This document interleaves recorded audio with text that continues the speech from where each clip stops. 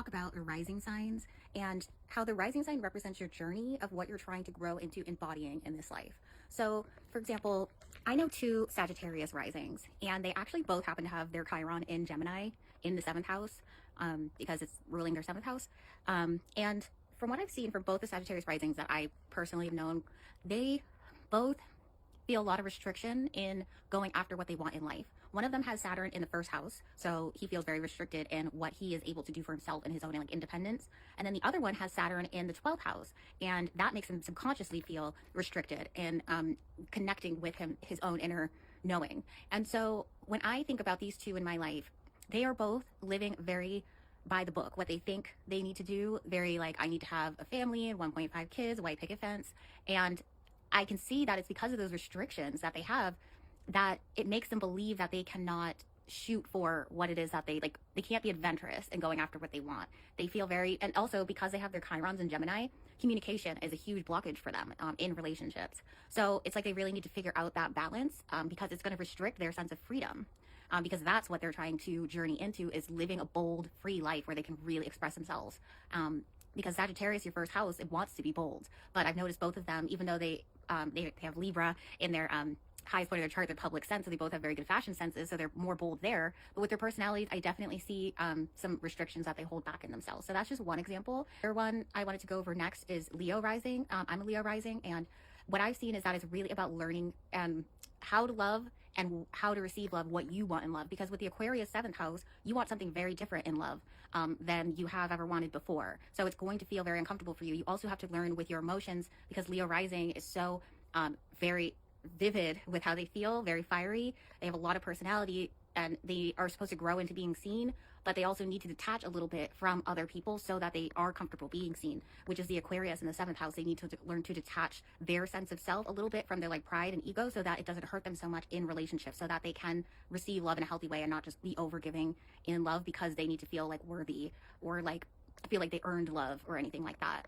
Like Pisces rising, for example, Pisces rising opposite Virgo, they may feel very like they need to be in service to other people, or that with other people they can't seem to hold up like their boundaries and what they need. So their journey of Pisces rising is not only a very spiritual journey and a journey of breaking the boundaries in all kinds of ways, very imaginative people. They also just aren't really like of the world, their personality. So they need to learn how to grow into that and be more practical in their relationships because they're so nebulous in their personality.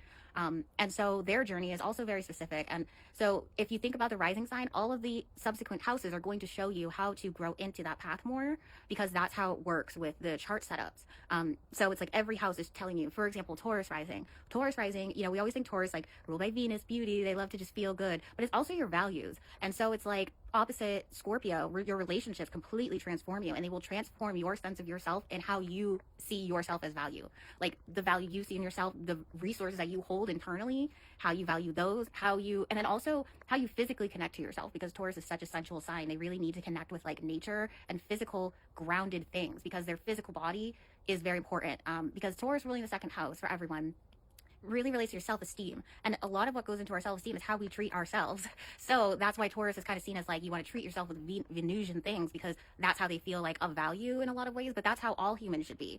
They're just learning it in their way because Scorpio, that seventh house, their relationships are going to transform them in that way, how they see their value, and then how they give that value back to the world because they have so many resources. That's why they're Taurus risings. So your rising sign it really represents your like overall journey and that first house of you, like your personality, your physical being, and how you first, like when people first meet you, that's how you show up.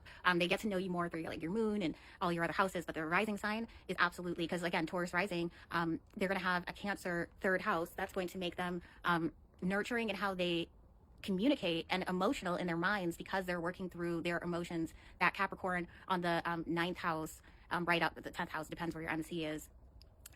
It's going to make you feel like it's a karmic learning with Capricorn there. It's like heavy karmic lessons that you need to learn so that you can like gain that mastery over that Cancer third house of emotional inner working and thinking and communicating.